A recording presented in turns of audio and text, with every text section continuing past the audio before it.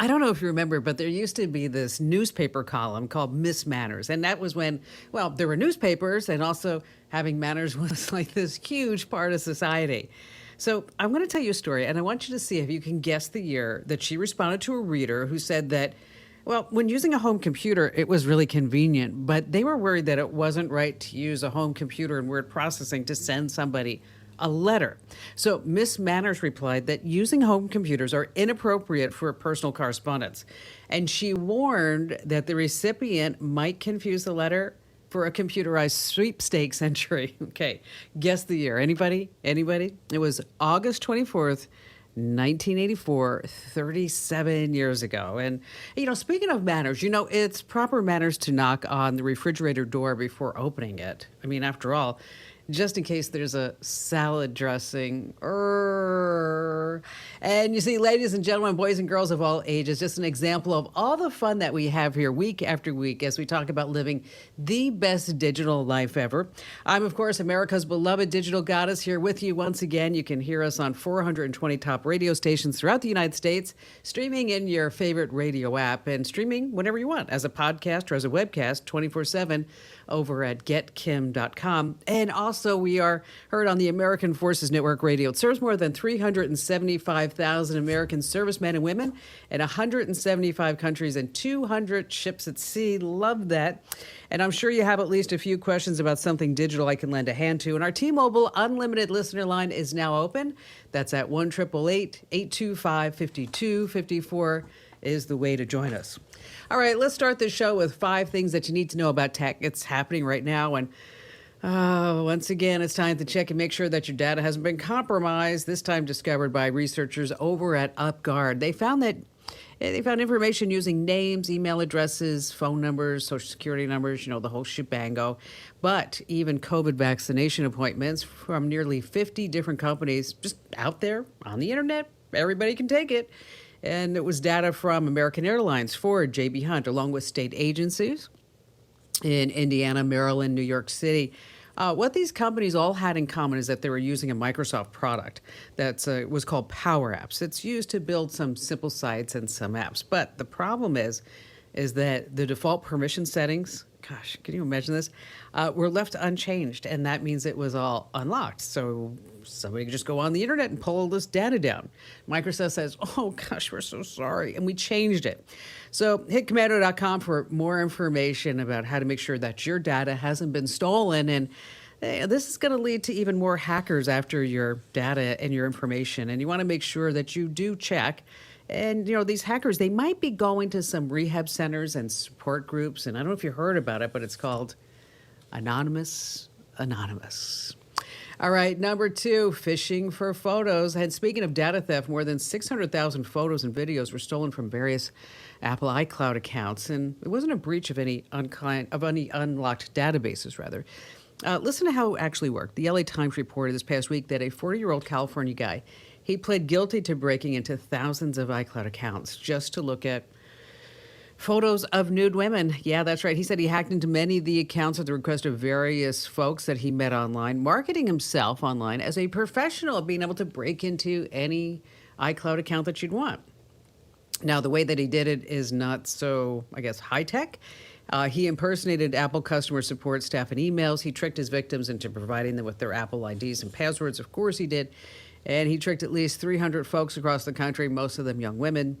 And then he put them into a Dropbox. And this wasn't a failure on Apple's part. It was just basically phishing emails. That's right, with a PH. So you got to watch out for those phisher men. You'll find them hanging out often on Google Docs. All right, number 3, this Samsung smartphone was so hot that it was actually on fire. That's right. Let's take a trip. It was clear and cool on a recent Monday night as Alaska Airlines Flight 751 from New Orleans was landing at Seattle-Tacoma International. And it was just at that moment when a Samsung Galaxy A21 smartphone began just spitting flames and fire inside the passenger cabin.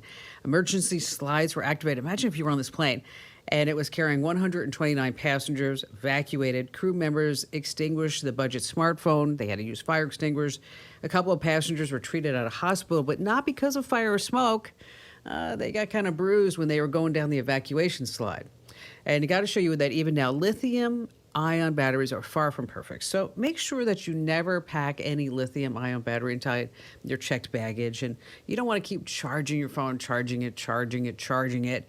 As for the Samsung customer support, just like this all happened 5 years ago, I tell you, the phones are just blowing up. All right, number 4, bolt to your nearest Chevy dealership. Why? Last November, GM recalled some 70,000 EVs, Chevy Bolts, after they caught fire. And then there was another recall last month. It seems like some of these Chevy Bolts would spontaneously catch fire while charging in the driveway. So a warning was issued to Bolt owners: don't park your car in your carport or your garage, keep it far from your house. And a few days ago, GM expanded the recall to include all Bolt EVs and EUVs sold around the world after discovering 2 battery manufacturing defects. And it brings the total number of Chevy Bolts recalled to 142,000. So if you have a Bolt, contact your dealer and don't park it in your garage. And finally, number 5, from a nice TV to an oversized paperweight. What? Now, of course, you know this is that if a whole bunch of thieves go into an Apple store and they try to steal a whole bunch of things, is that Apple has a way to brick them. But what about TVs? Yeah, news out this past week that Samsung has a similar system in place for televisions. The South Korean company revealed a feature that exists in all of its TVs called the Samsung TV Block. Samsung says that they had to use the feature after a bunch of warehouses were looted in South Africa. So decide to plug in a TV you didn't legally acquire. You try to connect it to the internet, and the serial number is actually flagged by Samsung servers. That triggers a command to block all functions of the television. Now, Samsung didn't say if the average consumer would be able to request this feature, if someone broke into their home and stole the TVs. But someone broke into the precinct, a police precinct rather, and took everything. The TVs, the electronics, I mean, you name it, everything, even the toilets. The officers had nothing to go on. All right, over on the website, we put a poll up, and then we actually put it up on our social media, by the way. So, and if you're not following us on social media, it's Instagram.com/KimCommando, Twitter.com/KimCommando. Notice a trend here. Facebook.com/KimCommando. LinkedIn.com/KimCommando is that you're really missing out because we post a lot of great photos. I post personal photos and tell you what's going on, and we have links and all kinds of good stuff like that. But the poll was true or false. Is it okay to restart your PC by holding down the power button? Is that all right? I mean, or should you just hit it once and then walk away? Well, it's actually false. If we're talking about computers made at least 10 years ago, and even those that are older than that, these older computers just couldn't handle a sudden shutdown like that.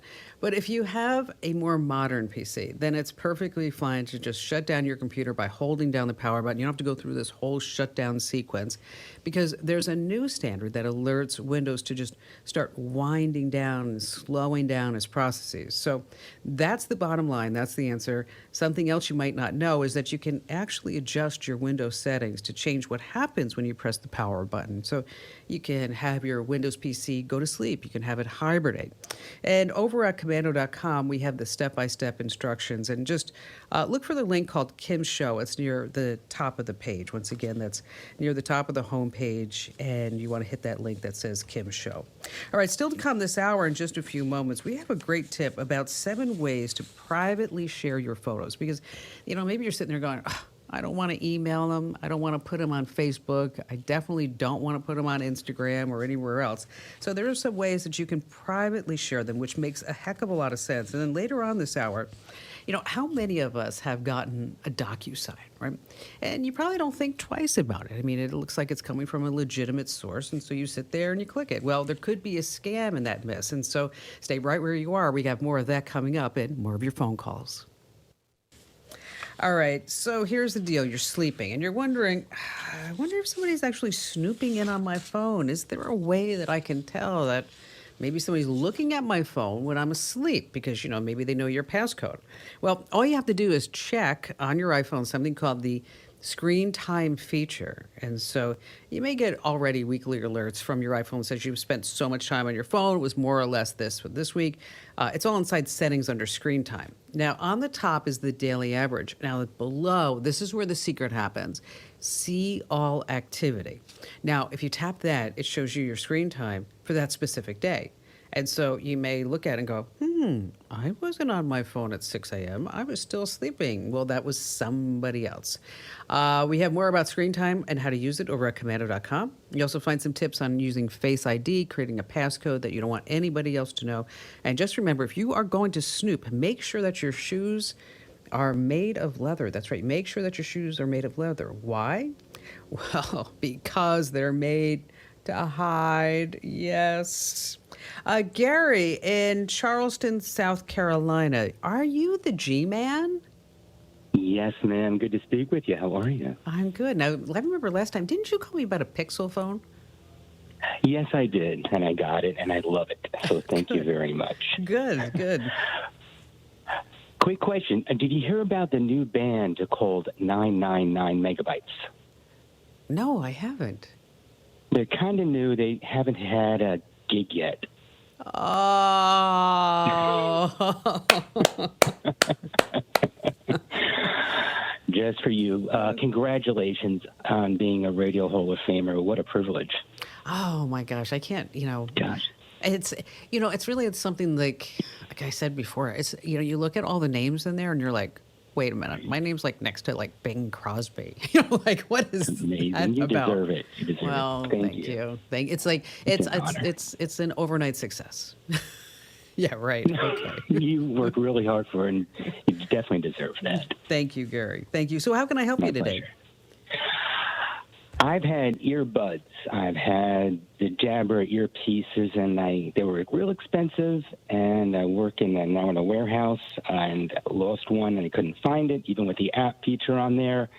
I don't want any wires, and I'm looking and researching, and I want your expertise on the bone conduction headphones on your, because I want to listen to music. I like hair bands and your podcast. So what do you recommend?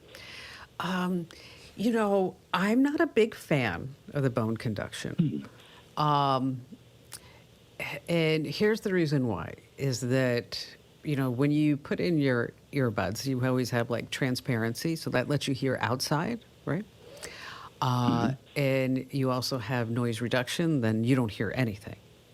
With the bone conduction, so everybody, we're all on the same page, is that they normally sit like right behind your ear, right there on that big old bone. I don't know, I'm not a medical professional, but it's between like your earlobe and then the top of the middle part of yours. So it sits right there and then it goes around to your neck. Now, maybe it's my preference. And so you should try them, G-Man. But I just want to make sure that if you try them, that you make sure that there's a decent return policy. Because the reason why is that your ears are still exposed, okay? So you're still going to get outside noises into your ears that, for me, it was distracting. And I don't know if it's because I'm so used to it. You may, because you're in radio. We're just so used to having like great sound, right? Yes. And if we're going to listen to something, it's like we're going to probably turn it up higher than the average person. Okay, so you know what I'm saying? Absolutely, that's why our hearing is so good. Yeah, exactly. We all get through we're like, what did you say? Okay. I can't hear you. Then that's true though, because we all sit here with everything all pumped up the volume. How many hours a day, right? So I found that these were not devices for me, because I like to hear things clearly, distinctly, and probably at a higher volume than most. Okay. And that's why. But you should try them. But it just, if the environment is loud, it's just you're just not going to be happy with them. I mean, so that's when maybe you look at the Google Pixel Buds. Do you still have the Pixel phone? Have you ever tried those? I have not. You might want to try those. I mean, they're not as expensive as the others. Bose has the Sound Sport, and those are pretty darn good, the wireless ones there. I'm not a fan of the Samsung Galaxy Buds, but a lot of people are. But, just throwing it out there. And then, of course, the Apple AirPods are pretty amazing. But I would take a look at the Google. But, if you do try them, Gary, I'd love to get your feedback. No pun intended. Absolutely. Just as far as I know, that was really, that just like comes, it just Right. comes naturally. I know. You can't help it. I know, it just drives me crazy. It's like, make it stop already, stop. No, I hear what you're saying. Yeah, ooh, rubbing off on me. Yeah, we got to get a Yeah. new, we have to get you a new gig, right? Right? That's what we need. Let me know. I'll have your Anyways, people call my people. exactly. So, Gary, thank you so much for your call. Thanks for the pun in 10. And if you do try the bone conduction, I really would love to hear what your thoughts are on that. All right. So it's so 1999 to send photos by email. But you might be thinking, well, that's the only way that I can share things privately. You've come to the right place. Like I'm gonna go through these very quickly, but then I'm gonna give you all the links on Commando.com. But first of all, you can share a folder through Google Photos or iCloud, and that's always handy. You can also use Dropbox if you're trying to get away from Google and Apple. I get that. iDrive.com is a sponsor of the Kim Commando Show, and they offer cloud-based accounts too. And you should use promo code Kim. You're going to save a bundle. I think it's like 90%. You can also give somebody a smart frame. Maybe they're not so technically literate. And then you could just send photos to that digital photo frame. I gave one to my mom, and she loves it. And there's also some apps that you might want to take a look at. One's called Family Album. Another one's called Photo Circle. You can use some encrypted messaging platforms like WhatsApp. So I just wanted to let you know that there are tons of options out there. And we did all the research for you and how to check it all out and give you all the steps. Just head over to Commando.com. And when you're there, use the link that says Kim Show. All right, stay right where you are. Still to come this hour, I have a really important alert to tell you about DocuSign. So if you ever get a DocuSign, you need to be aware of this. And of course, we have more of your great phone calls here on the Kim Commando Show. All right, you can't get away from the news this past week without seeing things about the Taliban in Afghanistan. And I was wondering about some technology that I had heard written about. It's called HIDE. And so I was thinking, like, who do I know who could talk to me about HIDE, the technology of biometrics and how we tell if somebody on the ground is a pro-American or anti-American. And so I tapped into our security pro and expert here at the Kim Commando Show, Rico Danielson. And Rico and I did a great podcast, and he talked about how they track down terrorists and what this HIDE device is and what exactly that we gave up as far as technology is concerned when we walked away from Afghanistan. And so wherever you get your podcasts, Apple, Google, Spotify, Pandora, Amazon Music, Stitcher, Commando.com/podcast, tuned in, you name it. Just make sure that you listen to it. It's really, really enlightening 30 minutes or so. And do me a favor, wherever you get your podcasts, make sure that you rate, review, you subscribe, and you follow our podcast. So this way more people get to know about us. And again, thanks for that. Raymond in Dallas, Texas. Hello there, Raymond. Hey, Kim, thank you so much for taking my call. It's such an honor to get to talk to the electronic artist. I run into your show by accident many years ago when I heard Kim was the electronic artist. I said, I need to get a hold of his programs every chance I get. Unfortunately, in this area, all I get is recorded programs, but it doesn't matter. It's still you. Oh, you're sweet, Anyway, Raymond. I just love your program. And like I say, all my electronics are people illiterate. So I really need Kim Commando. Well, thank you, Ray. Well, anyway, back in March, I switched from AT&T to Spectrum. And unfortunately, it's been a disaster for me. I don't know if it's me or Spectrum, but I'm thinking about switching to another provider. I know you advertise Start rather, but I want to get my own browser, modem and browsers. And I need advice which ones are the best to get. And I'd spend millions of dollars, if you know what I mean. Well, so here's the deal, is that when you start looking at why your internet isn't as fast as you want it to be, which I assume is why you want to switch. You switched from AT&T to Spectrum. Now you're like, oh my gosh, no, I'm not doing it. And especially how many devices that you have. There are some basic rules of thumb, right? Number one, in Dallas, you have AT&T standard, but you have AT&T fiber. And I don't know if you've looked at the AT&T fiber, but that's a gigabit connection, and that's going to be super fast, faster than Spectrum. And so if you're having trouble with your connection, just some basic rules of thumb is that number one, you run a speed test. And you can go to speedtest.net, not .com, speedtest.net or fast.com. And then you start looking at, are you getting the speeds that you're buying? Okay. And you have to do a speed test like in the morning, in the afternoon. And if you can do it when you can tell everybody in the family, just give me 10 minutes where you're not online. And all the kids will go like, oh, Dad, do you have to take me offline for 10 whole minutes? Like it's like the end of the world, right?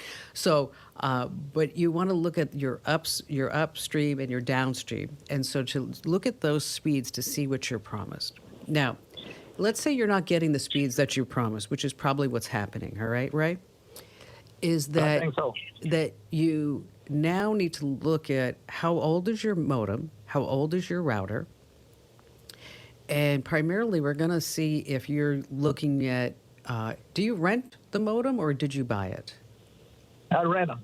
Okay, That's so what I want to buy them. I want to buy them from. yeah, you want that's to, yeah, one reason I wanna exactly. You want to be able to buy it because in the long run, you're going to get better gear, and you're actually going to save some money.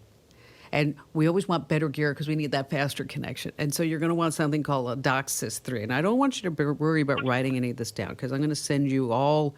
I'm going to tell you where you can read all about it and get the links that you need. So Fantastic, now fantastic. you have a great modem, and then you're going to check your router for any type of firmware updates. And then we're going to run those speed tests again, primarily on the modem, just to make sure that works. Now, let's say you're not getting the speed that Spectrum promised you, or AT&T Fiber, or whoever it is. Well, that's when you call them up and you say, hey, what's the problem? This is what my test ran. And maybe I need a faster connection, or maybe you need to tell me what I need to do to get the connection that I'm paying for. And worst case is that they say, you know what, this is the best we can do. And then that's when you have to look at something better. And I know it's a pain in the neck because you go from one provider to another, and then you get different email addresses. And that's why you also want to make sure that your email always stays with you with your own domain. So if you do decide to switch providers, if you do decide to go someplace else, that you're not sitting there trying to tell everybody that you got a new email address. So this advice, by the way, folks, goes for anywhere that you live in the entire country, anywhere that you live.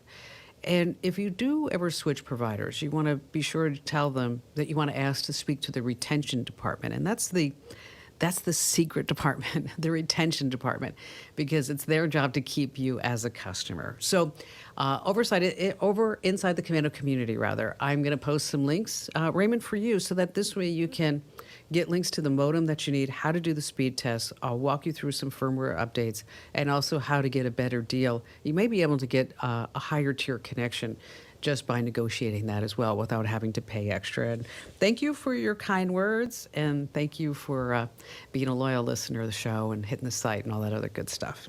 Hey, stay right where you are. I've got a huge warning about a DocuSign scam that's spreading like wildfire from coast to coast here on the Kim Komando Show. All right. Okay, so how many minutes do we have coming back? It's going to be 150. It's 10 seconds more than, so we've got right around 2 minutes Okay. to start this. All right. That's awesome. Because I never have 2 minutes. I know. It's like, what's going on here? All that news you can spread. I know. Look, I'm sitting here saying, okay. I'm ready to go back whenever you want to. Okay. I'm going to count you in with a standby Kim. Go Kim.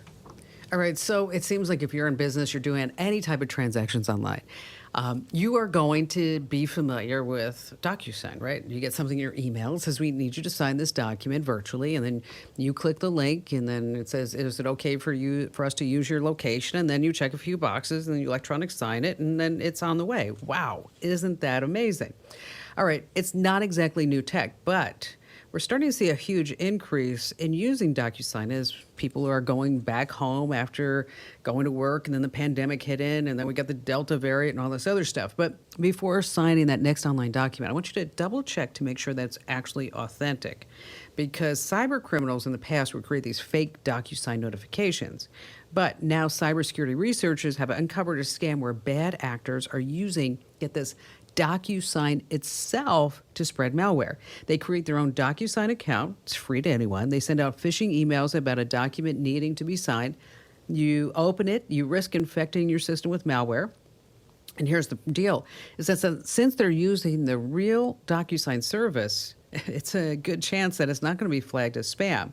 And so we've got more information about this over on the website. But the bottom line is this, is that if you're not expecting a DocuSign, I mean, you should know if you're getting a DocuSign. If you're not expecting a DocuSign and suddenly you get one in your email, before you start just clicking left and right, make sure that it's authentic. Okay, and it's probably not if you were not expecting it. Hey, I just want to remind you that the Kim Komando Show is a broadcast on all these radio stations, but you can also catch us as a podcast and a webcast. So if you never miss part of the show, you want to hear certain parts again, you can do that 24/7 by heading over to a special address. That's getkim.com. You also get a lot of perks of membership, too. You get to use the chat room and the community. That's getkim.com. This hour of the Kim Komando Show has been brought to you coast to coast here on the Westar Multimedia Network.